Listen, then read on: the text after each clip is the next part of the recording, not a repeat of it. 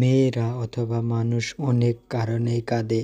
এটি একটি স্বাভাবিক এবং মানসিক প্রক্রিয়া যা বিভিন্ন আবেগ, শারীরিক অবস্থা বা পরিস্থিতির ফল হতে পারে। কিছু সাধারণ কারণ হতে পারে: 1 আবেগপ্রবণতা, সুখ, দুঃখ, প্রেম, ক্ষোভ, উদ্বেগ বা হতাশা যেমন আবেগ প্রক্রিয়া।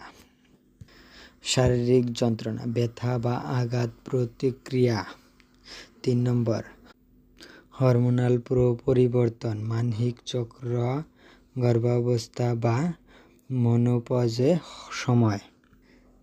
4 স্ট্রেস, মানসিক চাপ বা উদ্বেগের প্রতিক্রিয়া। 5 সমবেদনা বা সহানুভূতি, অন্যের সুখ বা কষ্ট দেখে কাঁদা একটি সুস্থ প্রক্রিয়া যা আবেগ প্রকাশ ও মানসিক ভারসাম্য বজায় রাখতে সহায়ক।